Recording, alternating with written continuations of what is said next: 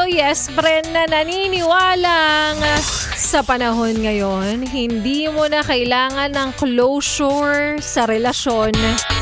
Sa totoo lang, ang kailangan mo na ngayon ay cashback at free shipping. Well, doon tayo sa practical. Doon tayo sa mapapakinabangan natin, yes friend, at doon tayo nga sa free shipping at cashback na yan.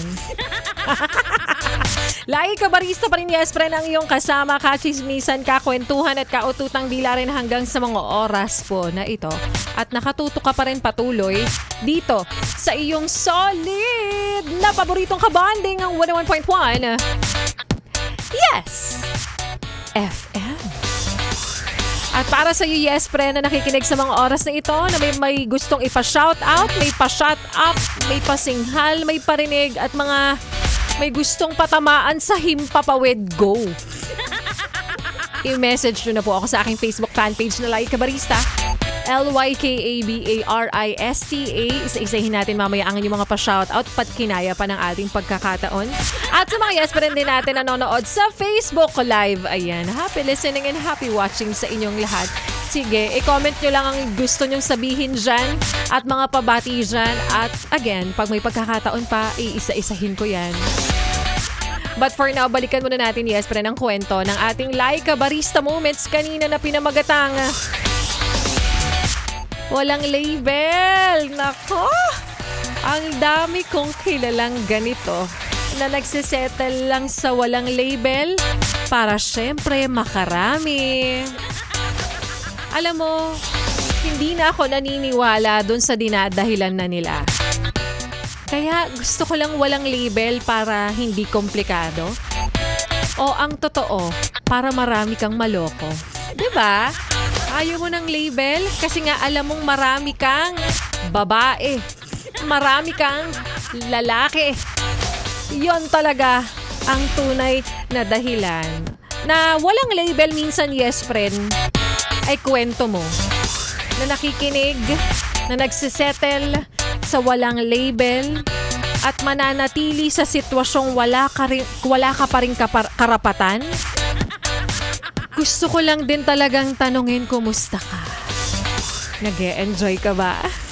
Natanggap mong hindi mo siya pwedeng sumbatan, hindi mo siya pwedeng sigawan, hindi mo siya pwedeng pagalitan o questionin kung bakit hindi ka niya nire-replyan?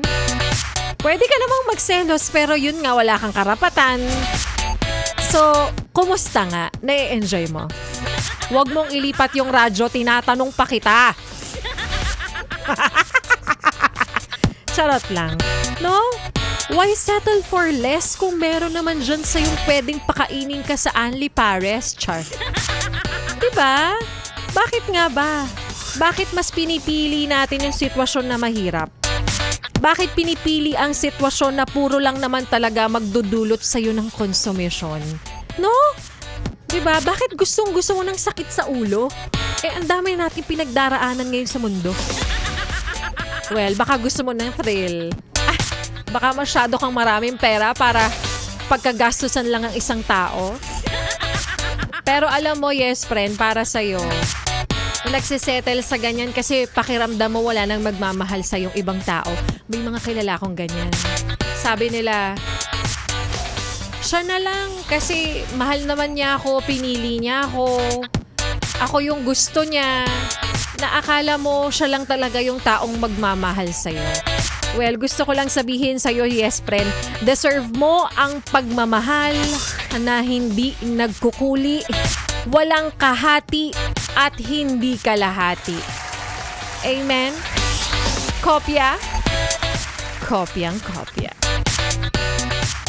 At sa mga yes friend natin nag-aabang, heto na nga, may nanalo na ng 500 piso na hatid po sa atin ng Charm Fabcon Purple Eternity by ACS! Pera, pera!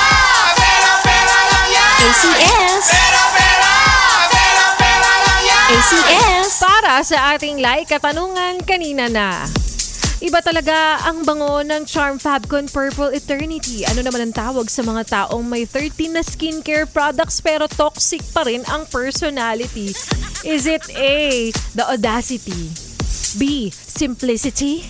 Or C. Iba ka, T? Grabe nga naman talaga Kaya ang tamang kasagutan dyan ay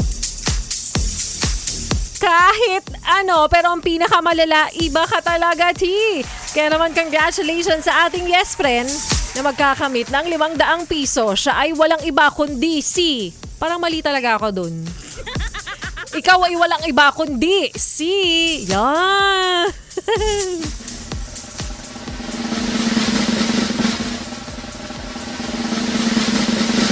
Elizabeth Galvez.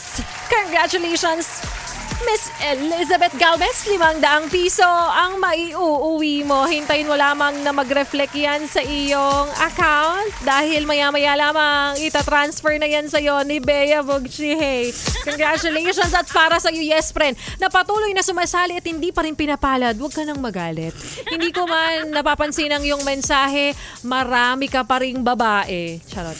Hindi ko man napapansin ang iyong mensahe, marami pa rin pagkakataon dahil nandyan pa ibang DJs ng 101.1 Yes FM. Baka sila ang magbubukas ng pinto sa'yo para tanggapin ang kanilang bill sa Meralco. Ha?